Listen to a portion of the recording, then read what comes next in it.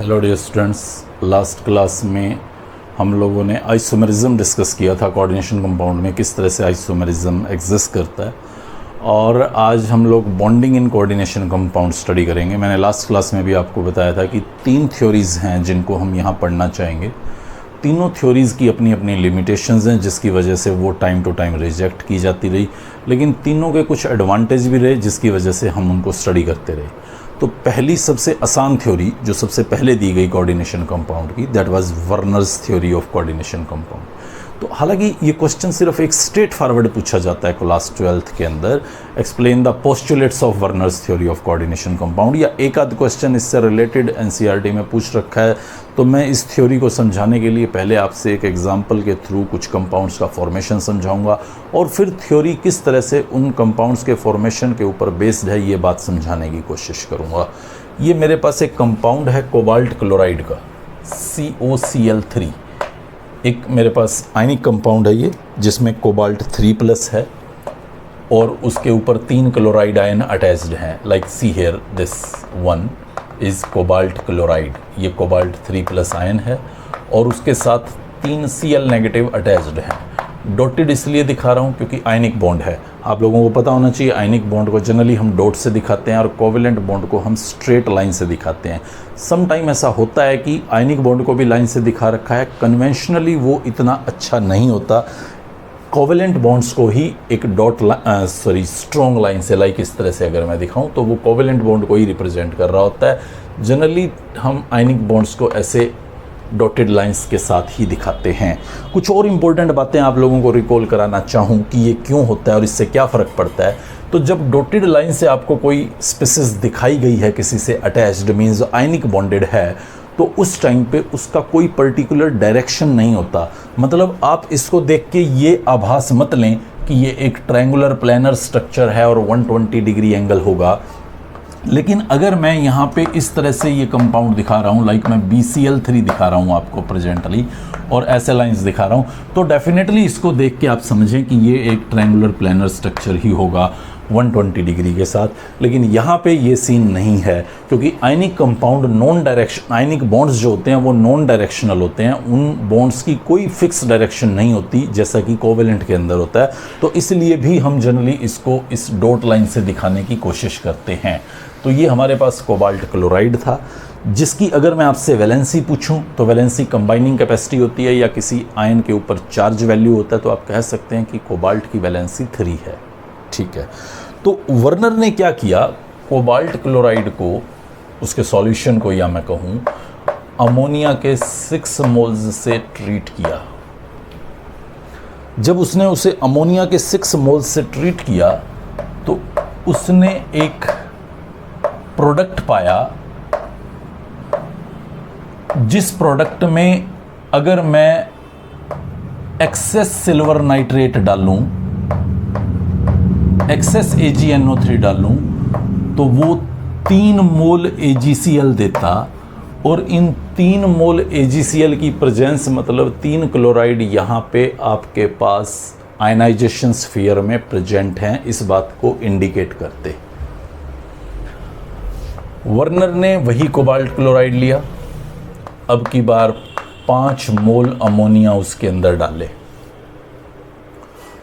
तो उसने एक कंपाउंड पाया CONH3,5Cl2। उसको पता नहीं था कि ये ऐसा है, ये तो मैं लिख रहा हूं।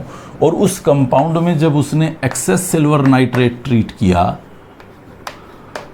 तो उससे 2 मोल सिल्वर क्लोराइड मिले। तो ये 2 मोल सिल्वर क्लोराइड देखने पे उसको जरूर आइडिया हुआ कि बाहर आयनाइजेशन स्फीयर में 2 क्लोराइड हैं।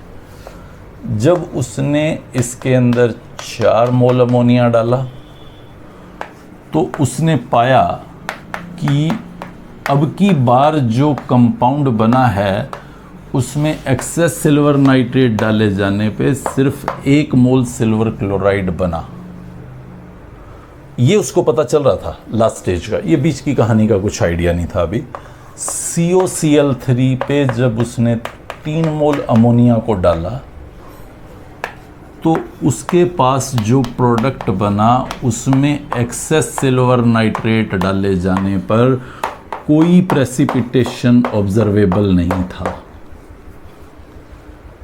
बस इस एक्सपेरिमेंट के थ्रू उसने अपना कॉन्सेप्ट दिया, अपनी थ्योरी दी। उसने कहा, आप ध्यान से देखिएगा यहाँ कोबाल्ट के साथ कितनी स्पीसीज अटैच्ड हैं। तो आप देख सकते हैं कोबाल्ट के साथ 6 अमोनिया अटैच्ड हुए हैं कोऑर्डिनेट बॉन्ड के थ्रू, और 3 क्लोराइड वो तो लगे ही हुए हैं, ऑलरेडी पहले से लगे हुए हैं। मतलब 9 टोटल बॉडीज़ उसके साथ जुड़ गई हैं कोबाल्ट के साथ। तो क्या कोबाल्ट की वैलेंसी 3 ना हो के 9 थी? तो उसने कहा कि भाई हर एक मेटल की 2 तरह की वैलेंसी है। एक प्राइमरी वैलेंसी है जो उसके चार्ज की वजह से है, जैसे कोबाल्ट का चार्ज 3+ था तो उसके साथ 3 स्पीसीज अटैच हो रही थी, ये उसकी प्राइमरी वैलेंसी है 3। और एक उसकी सेकेंडरी वैलेंसी है। उसने कहा कि कोबाल्ट का कोऑर्डिनेशन नंबर 6 है, मतलब वो अपनी ऑर्बिटल्स में 6 लिगेंड्स के साथ अटैचमेंट शो कर सकता है। तो रिजल्टिंग मैं ये कह सकता हूँ कि ये उसकी सेकेंडरी वैलेंसी है कि वो 6 लिगेंड्स को अपने ऊपर ले सकता है। तो उसने पहला स्टेटमेंट दिया अपनी थ्योरी का कि every metal has 2 type of valencies, primary and secondary. Primary valency satisfies the charge and secondary valency satisfies the coordination number. मतलब अपनी सेकेंडरी वैलेंसी 6 को सेटिस्फाई करने के लिए वो कुछ लिगेंड्स को अपने ऊपर लेता है, और अपनी प्राइमरी वैलेंसी यानी कि 3+ चार्ज को सेटिस्फाई करने के लिए वो अपने ऊपर क्लोराइड आयंस लेता है। ओके, फिर आप देखें, उसने कहा कि जो प्राइमरी वैलेंसी है मींस चार्ज, वो सिर्फ नेगेटिव आयंस से सेटिस्फाई होती है, जबकि जो सेकेंडरी वैलेंसी है उसे neutral molecule like ligands of ammonia जो मैं यहाँ दिखा रहा हूँ वो भी सेटिस्फाई कर सकता है, या ज़रूरत पड़ने पर वो आयन भी सेटिस्फाई कर सकता है जो प्राइमरी वैलेंसी को सेटिस्फाई करता था। जो नेगेटिव आयन प्रेजेंट है वो प्राइमरी और सेकेंडरी दोनों वैलेंसीज को सेटिस्फाई कर सकता है, ऐसा उसने स्टेट किया। चलिए मैं आपको पहले कॉम्प्लेक्स का एक बार स्ट्रक्चर दिखाता हूँ। ये जो इधर मैंने बना रखा है कि ये कैसे हुआ। कोबाल्ट की 3+ वैलेंसी थी, मतलब चार्ज उसके पास 3+ था, जिसकी वजह से 3 क्लोराइड उसके साथ चिपकने थे। 6 अमोनिया कोऑर्डिनेट बॉन्ड बनाने के लिए उसके पास आए। ये आप देखिए, ये 6 अमोनिया कोऑर्डिनेट बॉन्ड बनाने के लिए पास आ रहे हैं। कोऑर्डिनेट या कोवेलेंट बॉन्ड बनना एक डायरेक्शनल कैरेक्टर है, मींस एक पर्टिकुलर डायरेक्शन में बॉन्ड बनता है और उस पर्टिकुलर डायरेक्शन में ही अमोनिया लग सकता है। ऐसा नहीं है कि मैं अपने मनमाफिक एंगल पे इसको दिखा दूं, वो मैं नहीं दिखा सकता। ये ऑक्टाहेड्रल ज्योमेट्री बना रहा है तो मींस ऑक्टाहेड्रल फॉर्मेट पे ही सारे लिगेंड्स कोबाल्ट को अप्रोच करेंगे। 3 क्लोराइड, वो 3 क्लोराइड अभी भी इसके साथ अटैच्ड हैं, आयनिक है, तो मैं कहीं भी वो 3 दिखा दूं, लाइक ऐसे दिखा दूं 3, नो इशू अबाउट इट। या मैं इसको एक इधर को हटा के यहाँ से इस तरफ दिखा दूं, उससे भी कोई फ़र्क नहीं पड़ता, क्योंकि डायरेक्शन तो कोई है ही नहीं। आपको समझ जाना है कि वो एक नॉन डायरेक्शनल बॉन्ड्स रहता है।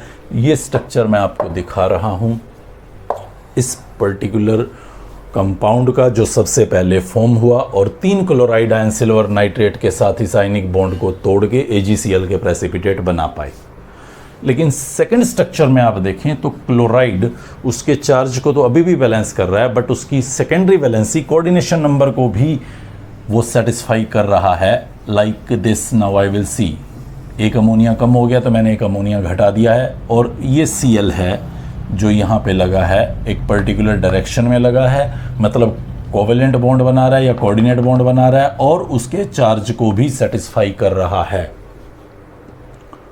या आप डायरेक्टली देखें इस पर्टिकुलर स्ट्रक्चर को, जहाँ 3 अमोनिया और 3 क्लोराइड लगे हुए हैं, तो आप यहाँ पे कुछ ऐसे दिखा सकते हैं, लाइक मैं ये वाला यहाँ से अमोनिया हटा देता हूँ, एक क्लोरीन हटा देता हूँ, तो ये कुछ इस तरह से Cl दोनों वैलेंसीज को सेटिस्फाई करेगा, और ये इस तरह से यहाँ पे Cl उसकी दोनों वैलेंसीज को सेटिस्फाई करेगा। अब वाटर में क्योंकि कोऑर्डिनेट बॉन्ड नहीं टूटने वाले, रिजल्टिंग Cl लिबरेट नहीं होंगे, AgCl के वाइट प्रेसिपिटेट नहीं बनेंगे। बस इसी कहानी पे बेस्ड वर्नर ने कुछ 3-4 पॉइंट्स बोले हैं, स्टेप बाय स्टेप आप समझें। पहला पॉइंट उसने बोला कि मेटल दो तरह की वैलेंसीज पोजेस करते हैं, प्राइमरी और सेकेंडरी। प्राइमरी उसके चार्ज की वजह से है, मतलब उसके चार्ज को सेटिस्फाई करने के लिए है, और सेकेंडरी उसके कोऑर्डिनेशन नंबर को सेटिस्फाई करने के लिए है। प्राइमरी वैलेंसी को सेटिस्फाई करने वाले नेगेटिव आयंस रहते हैं, जबकि उसके कोऑर्डिनेशन नंबर को सेटिस्फाई करने वाले नेगेटिव आयंस भी हो सकते हैं, ज़रूरत पड़े तो वो भी कर सकते हैं, और न्यूट्रल लिगैंड्स भी हो सकते हैं। कोई आयन दोनों तरह की वैलेंसीज को सेटिस्फाई कर सकता है, अगर ज़रूरत पड़े तो वो दोनों को सेटिस्फाई करता है। जो पर्टिकुलर आयन सिर्फ प्राइमरी वैलेंसी को सेटिस्फाई करता है वो नॉन डायरेक्शनल सिचुएशन पे रहता है, बट अगर वो सेकेंडरी वैलेंसी को सेटिस्फाई करने वाला है, या बाकी जो न्यूट्रल मॉलिक्यूल्स भी सेकेंडरी वैलेंसी को अगर सेटिस्फाई कर रहे हैं, तो उनका एक पर्टिकुलर डायरेक्शनल कैरेक्टर रहता है।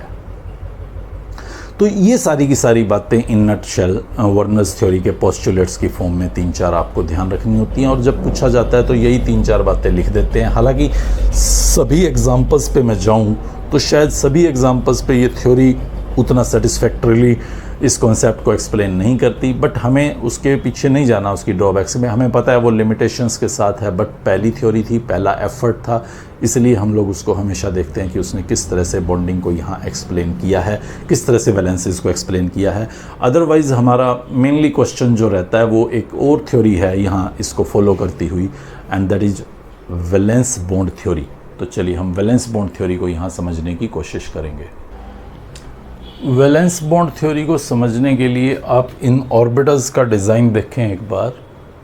किसी भी 3D सीरीज़ की मेटल के लिए मैंने ये कॉन्फ़िगरेशन रिप्रेजेंट करने की कोशिश की है। हालांकि कोई एग्जांपल नहीं डाला हुआ, कोई इलेक्ट्रॉन नहीं दिखाया हुआ, अभी शुरू करूँगा स्टेप बाय स्टेप। आपको पता है 3D सीरीज़ में आप किसी भी स्पीसीज़ को लें, स्कैंडियम को लें, टाइटेनियम को लें, वैनेडियम को लें, तो कॉन्फ़िगरेशन में जनरली क्या आता है 3D1 4s2। और अगर स्कैंडियम पे कोई चार्ज है तो s के इलेक्ट्रॉन पहले आउट हो जाते हैं। 4s0 भी हो सकता है, चलो 2 तो सबके पास है ही सही, मैं एक बार 2 का सिचुएशन लिख देता हूँ, और d में एक इलेक्ट्रॉन, ये सिचुएशन है आपके पास स्कैंडियम की। अब स्कैंडियम जब कोई कंपाउंड बनाएगा तो उसके ऊपर डेफिनेटली कुछ ना कुछ चार्ज भी होगा। जैसे मान लो मेरे पास स्कैंडियम क्लोराइड है और मैं 6 वाटर के साथ इसको रिएक्ट करवाऊं, तो आप देख सकते हैं यहाँ स्कैंडियम पे 3+ चार्ज है प्रेजेंटली। 3+ चार्ज मतलब ये 2 इलेक्ट्रॉन गायब और ये 1 इलेक्ट्रॉन गायब, मतलब ये स्कैंडियम का कॉन्फ़िगरेशन है आपके पास, जिसमें वाटर आया है अपने इलेक्ट्रॉन डोनेशन के लिए, कोऑर्डिनेट बॉन्ड बनाने के लिए, एज ए लिगैंड एक्ट करने के लिए यहाँ पे आया हुआ है। तो वो किन खाली ऑर्बिटल्स में इलेक्ट्रॉन्स को डोनेट करेगा? क्या वो इन डी ऑर्बिटल्स में इलेक्ट्रॉन को डोनेट करेगा, या वो इन sp ऑर्बिटल्स को यूज करना चाहेगा, या वो इन d ऑर्बिटल्स को यूज करना चाहेगा? चलिए स्कैंडियम से निकलते हैं बाहर, किसी और मेटल पे चलते हैं, लाइक सपोज क्रोमियम पे चलता हूं मैं, क्रोमियम क्लोराइड, जहां Cr3+ है। Cr3+ मतलब कॉन्फ़िगरेशन देखेंगे तो 3d3 4s 3d4 4s हो जाएगा, 3d4 4s0, या कुछ और नहीं, 3d3 होगा, ठीक है, 3d3 4s0 ये हो जाएगा क्रोमियम 3+। तो मतलब यहाँ D के अंदर 3 इलेक्ट्रॉन्स होंगे और ये सब खाली पड़ी होंगी। तो जो लिगैंड बॉन्ड बनाने के लिए आ रहा है, लाइक वाटर या अमोनिया, कोई भी आप ले लीजिएगा यहाँ पे, तो वो किन ऑर्बिटल्स में अपने पेयर्स को डोनेट करके कोऑर्डिनेट बॉन्ड बनाएगा? क्या वो इन 6 ऑर्बिटल्स को फॉलो करेगा कि चलिए ये 4 या ये 2 ले लूं, या ये 2 और ये 4 ले लूं? थ्योरी कहती है कि before bonding with the ligands, metal की ऑर्बिटल्स हाइब्रिडाइजेशन करेंगी, मिक्सिंग करेंगी अपनी इन 6 ऑर्बिटल्स को, आइदर ये 6 ऑर्बिटल या ये 6 ऑर्बिटल्स को मिक्स करके हाइब्रिड ऑर्बिटल बनाएगी, और फिर उन हाइब्रिड ऑर्बिटल्स के अंदर, उन वैकेंट हाइब्रिड ऑर्बिटल्स के अंदर वाटर से इलेक्ट्रॉन पेयर्स को एक्सेप्ट करेंगी। रिजल्टिंग एक कोऑर्डिनेट कंपाउंड बनेगा। क्या वो इनर ऑर्बिटल लेंगी या वो आउटर ऑर्बिटल्स लेंगी? थ्योरी इस बात को कतई एक्सप्लेन नहीं कर पाती। तो कैसे बताती है इनर आउटर लेंगी? हम लोग पढ़ेंगे। थ्योरी ये भी कहती है समटाइम ऐसा हो सकता है कि आपके पास डी में 5 इलेक्ट्रॉन्स हैं, लाइक मैं FeCl3 ले लूँ यहाँ, तो यहाँ डी में 5 इलेक्ट्रॉन्स हैं। अब तो भाई ये स्कोप ही खत्म हो गया कि यहाँ पे वो ऑर्बिटल्स ऑफर कर दे। अब तो डेफिनेटली वो यही वाली ऑर्बिटल्स ऑफर करेगी। 2 तरह के कॉम्प्लेक्स बनते हैं यहाँ। एक बनता है आउटर ऑर्बिटल कॉम्प्लेक्स, जिसमें ये आउटर डी ऑर्बिटल इन्वॉल्व होती हैं, और एक होता है इनर ऑर्बिटल कॉम्प्लेक्स, जिसमें ये अंदर वाली डी ऑर्बिटल्स इन्वॉल्व होती हैं, 3D सीरीज वाली। 3D में डी सीरीज में 3D सीरीज में इस 3D वाली ऑर्बिटल्स इन्वॉल्व होती हैं। तो अब Fe के केस में हमें यूँ लगता है कि यहाँ तो इनर ऑर्बिटल बनने का कोई चांस ही नहीं है, सिर्फ आउटर ऑर्बिटल ही बनेगा। तो थ्योरी कहती है नहीं, लिगैंड के नेचर पे डिपेंड करता है। लिगैंड चाहे तो इसको अंदर भी पेयर अप करा के ऑर्बिटल्स को खाली कर सकता है, देन इलेक्ट्रॉन डोनेशन में वो पार्टिसिपेट कर सकती हैं। लाइक वो कहता है कि अगर कोई लिगैंड वाटर के अलावा मजबूत लिगैंड हुआ, कोई अच्छा स्ट्रॉन्ग लिगैंड हुआ, तो वो इन ऑर्बिटल्स को यहाँ पेयर अप भी करा देता है और फिर अपनी इन इनर ऑर्बिटल्स को यूज़ कर सकता है हाइब्रिडाइजेशन के लिए और इलेक्ट्रॉन एक्सेप्टेंस के लिए। मेटल इलेक्ट्रॉन को एक्सेप्ट करेगी, लिगैंड वहाँ पे डोनेट करेगा। थोड़ा कन्फ्यूजन भरा सीन हो जाता है, ऐसा लगता है कि ये अंदर कैसे चली गई। तो जो थ्योरी बता रही है मैं वो बता रहा हूँ। थ्योरी 100% सच बता रही होगी ऐसा कोई ज़रूरी नहीं है, लेकिन उसकी बातों ने हमें कई जगह पे सेटिस्फाई किया है, तो इसलिए हम उसको पढ़ रहे हैं। थ्योरी का ये सबसे बड़ा ड्रॉबैक है कि वो हमें ये क्लियर बता ही नहीं पाता कि कब इलेक्ट्रॉन अंदर वाली डी ऑर्बिटल्स में इस तरह से पेयरिंग करके चले जाएंगे और कब वो नहीं जाएंगे। मैं कुछ एग्जाम्पल्स के साथ अपनी कहानी को शुरू करता हूँ। 2 एग्जाम्पल्स मैं आपके सामने एक बार रखूँगा। मान लीजिए मेरे पास एक कंपाउंड है FeF6 नेगेटिव और एक है FeCN6 नेगेटिव। सबसे पहले मैं मेटल को संभालता हूं जिसने इलेक्ट्रॉन्स लेने हैं, तो मुझे पता चला कि दोनों एग्जाम्पल में Fe3+ है, मतलब उसकी 3D ऑर्बिटल में 5 अनपेयर्ड इलेक्ट्रॉन होंगे। 3D5 बन जाएगा। आयरन 3D6 4s2 होता है, तो 3+ है तो 3 इलेक्ट्रॉन मैंने आउट कर दिए हैं। ये 3D, ये 4s, ये 4p और ये फर्दर आपकी 4d। यहाँ से आपने 2 इलेक्ट्रॉन आयरन के निकाल रखे हैं, यहाँ से एक निकाल रखा है, तो Fe3+ का ये कॉन्फ़िगरेशन है। जब उसके पास 6 फ्लोराइड आयंस आते हैं इलेक्ट्रॉन डोनेशन के लिए, F नेगेटिव है, 8 इलेक्ट्रॉन लिए हुए F नेगेटिव दिखा रहा हूँ मैं, यही कोऑर्डिनेट बॉन्ड बनाने के लिए आया है इसके पास, तो ये अपनी आउटर ऑर्बिटल्स को ऑफर करता है। मतलब एक S3p और 2d sp3d2 हाइब्रिडाइजेशन करेंगे। sp3d2 हाइब्रिडाइजेशन में जो 6 हाइब्रिड ऑर्बिटल बनती हैं वो ओक्टाहेड्रल 6 हाइब्रिड ऑर्बिटल बनती हैं। ऐसे देख लीजिए, इसको ज़्यादा अच्छा रहेगा। डॉटेड बोर्ड से पीछे जा रही हैं और ये डार्क लाइंस बोर्ड की बाहर, यानी कि आपकी तरफ, मेरी तरफ आ रही हैं। ये 6 हाइब्रिड ऑर्बिटल्स हैं जहाँ पे फ्लोरीन्स आने शुरू हुए और कोऑर्डिनेट बॉन्ड फ्लोराइड्स आने रादर टू शेयर। ये फ्लोराइड F नेगेटिव्स यहाँ पे आने शुरू हुए और उन्होंने ये 6 बॉन्ड बना लिए, एक ऑक्टाहेड्रल स्ट्रक्चर बन गया। जाके हमने कंफर्म किया कि उसने आउटरी यूज किए हैं क्या, मैग्नेटिक मोमेंट देखा उसका, तो जो उसका मैग्नेटिक मोमेंट देखा वो क्लियरली सजेस्ट कर रहा था कि हाँ यहाँ 5 अनपेयर्ड इलेक्ट्रॉन्स हैं। n×n+2 = 5.9, n की वैल्यू चेक की, देखा 5 अनपेयर्ड इलेक्ट्रॉन सजेस्ट कर रहा है, तो 5 हैं, ऐसे कोई दिक्कत नहीं है। Fe F6 3 नेगेटिव ऐसा ही बना। लेकिन जब इस पे गए और वही Fe3+ देखा तो पाया कि ये वाले इलेक्ट्रॉन्स पेयर्ड अप हो रखे हैं। ऑर्बिटल बाहर वाली नहीं दी उसने अपनी अंदर वाली d ऑर्बिटल्स दी हैं। हाइब्रिडाइजेशन sp3d2 नहीं है, वो d2sp3 है। बस अंदर वाली d ऑर्बिटल हो रही है तो पहले d लिख दिया, बाहर वाली हो रही थी तो बाद में d लिख दिया। यही सरफ सा फर्क रहता है। वही 6 हाइब्रिड ऑर्बिटल ऑक्टेड्रल अरेंजमेंट। बस अब की बार F की बजाय यहाँ पे आपके साइनाइड आयंस लगने वाले हैं, Cn लगने वाले हैं। सी हेयर लाइक दिस, यानी कि वही ऑक्टेड्रल स्ट्रक्चर इसका बना, वही इसका बना, बट इसके अंदर मेटल ने अपनी अंदर वाली d ऑर्बिटल्स दी और इसके अंदर बाहर वाली ऑर्बिटल दी। यानी कि ये आउटर ऑर्बिटल कॉम्प्लेक्स था, ये इनर ऑर्बिटल कॉम्प्लेक्स था। कंफर्म भी किया हमने, जब हमने इसका मैग्नेटिक मोमेंट देखा तो इसका मैग्नेटिक मोमेंट 1.73 bm के आसपास आया और 1.73 bm क्लियरली सजेस्ट करता कि इसके अंदर एक ही अनपेयर्ड इलेक्ट्रॉन प्रेजेंट है। और वो एक अनपेयर्ड इलेक्ट्रॉन तो तभी प्रेजेंट हो सकता है जब ऑर्बिटल्स अंदर की तरफ पेयर कर जाएं, अदरवाइज तो कोई ऑप्शन नहीं था। 5 अनपेयर्ड इलेक्ट्रॉन बचने ही थे इसके अंदर।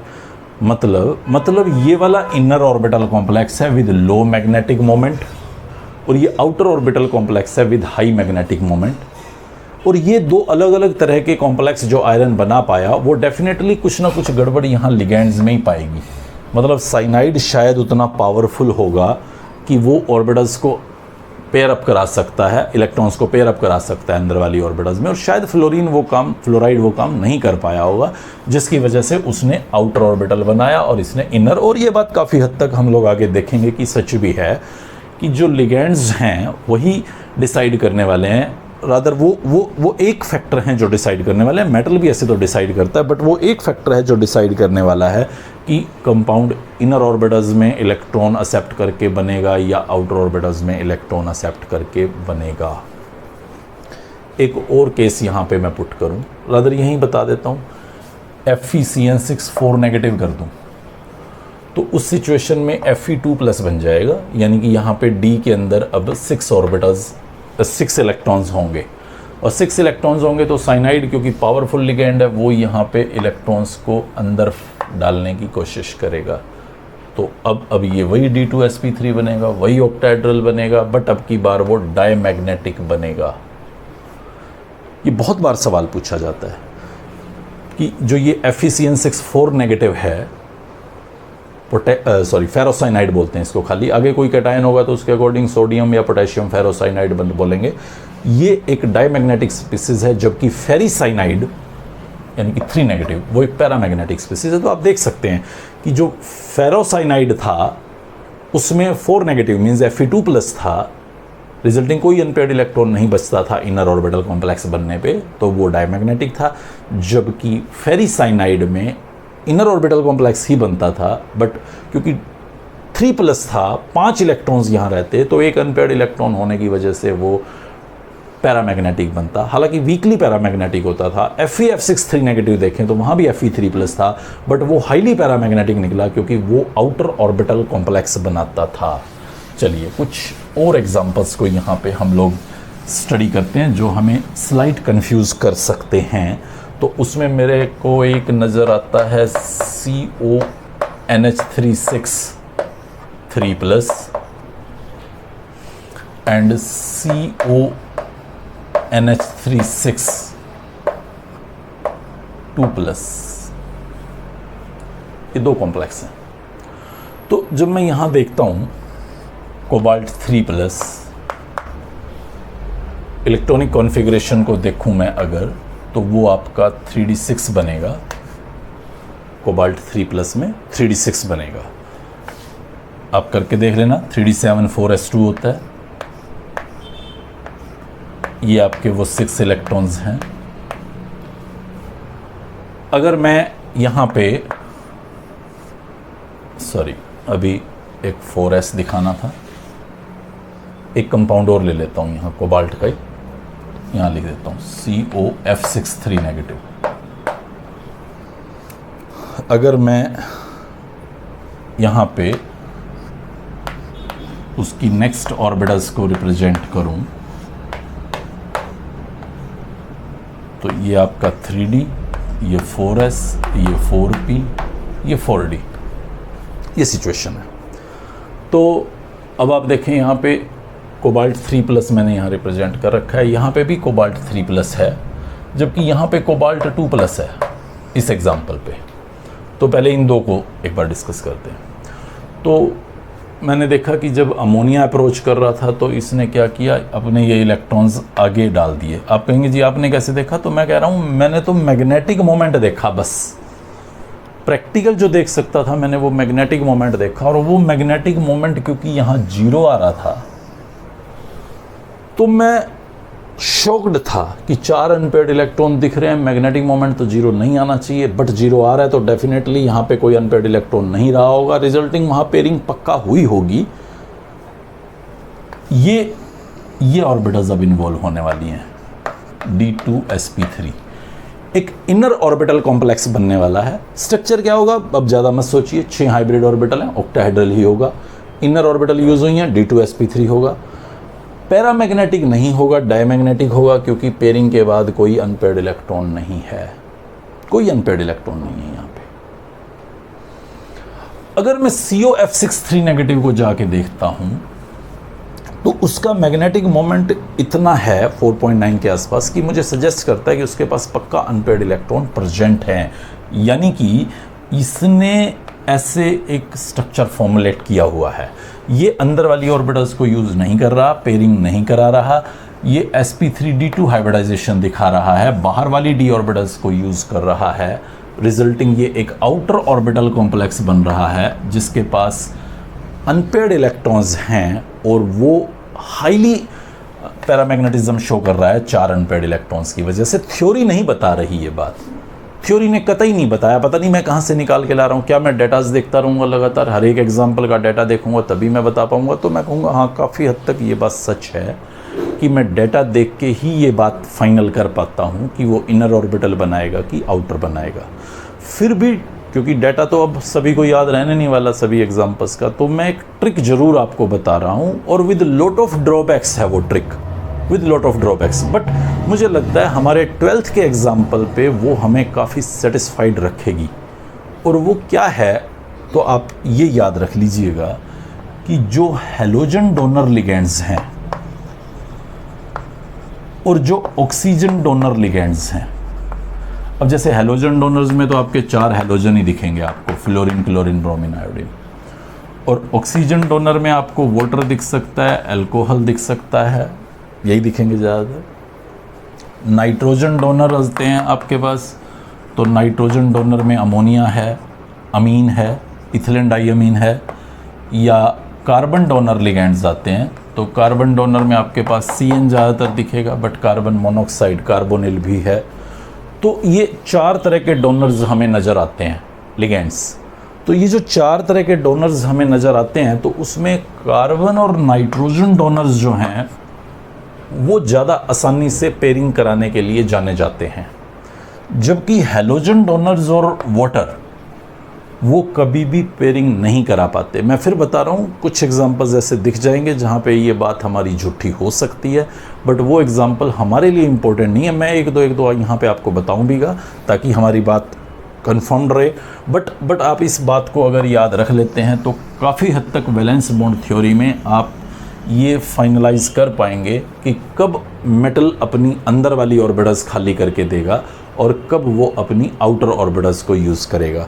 तो आप याद रख लीजिएगा कि हैलोजन डोनर्स और ऑक्सीजन डोनर्स तो हमेशा आउटर ऑर्बिटल कॉम्प्लेक्स बनाएंगे, और कार्बन और नाइट्रोजन डोनर हमेशा इनर ऑर्बिटल ही बनाने की कोशिश करेंगे। अगर ऑप्शंस हों तो, ऑप्शंस ना हो फिर तो मजबूरी है, फिर तो वो भी आउटर ऑर्बिटल ही बनाएंगे। तो ये हमारे पास एक की पॉइंट रहेगा इस बात को समझने के लिए कि आउटर और इनर ऑर्बिटल कब बनने वाले हैं। नेक्स्ट एग्जांपल को अगर आप देखें, यहाँ पे मैंने ये दिखा रखा है CONH362+। अब यहाँ पे कोबाल्ट 2+ है, यानी कि 3D7 है, ये 3D7। तो अब हमें देखना है कि भाई हम अगर क्रैमिंग कर लेते हैं कि भाई अमोनिया है, वो तो नाइट्रोजन डोनर है, वो तो हमेशा अंदर की तरफ ही इलेक्ट्रॉन्स को पेयर अप करेगा। तो मैं सोचूं कि चलो ये पेयर अप हो गया यहाँ पे, तो फिर क्या होगा, ये D7 था आपका कोबाल्ट 2+, ये 3+। तो क्या पेयर अप हो जाएगा एक इलेक्ट्रॉन, ये ऑर्बिटल्स पार्टिसिपेट कर लेंगी या नहीं करेंगी? मुझे क्लियरली उसके मैग्नेटिक मोमेंट को ही ऑब्जर्व करना होगा। मैं उसका मैग्नेटिक मोमेंट जब जाके ऑब्जर्व करूंगा और वो मुझे अगर सजेस्ट कर रहा है कि D3 यानी कि 3 अनपेयर्ड इलेक्ट्रॉन्स की वजह से इसका मैग्नेटिज्म आना है, तो definitely I will go with this point कि वो sp3d2 हाइब्रिडाइजेशन दिखाएगा, आउटर ऑर्बिटल कॉम्प्लेक्स बनाएगा, और आउटर ऑर्बिटल कॉम्प्लेक्स बनाए जाने की वजह से उसका जो मैग्नेटिज्म होगा वो 3 अनपेयर्ड इलेक्ट्रॉन्स की वजह से होगा। मैं फिर अपनी इस क्रैमिंग भरे जोन को, लाइक नाइट्रोजन डोनर है तो वो इनर ही बनाएगा, मैं उस इनर के पीछे नहीं पड़ा रहूँगा। कुछ और एग्जांपल्स भी हमारे सामने आएंगे निकल के कॉम्प्लेक्स बनाते हुए, प्लेटिनम के कॉम्प्लेक्स बनाते हुए। हम लोग नेक्स्ट लेक्चर के अंदर इसको कंक्लूड करके इस बात को आगे प्रोसीड करेंगे और नई थ्योरी की तरफ विद क्वेश्चंस मूव करेंगे। Good bye.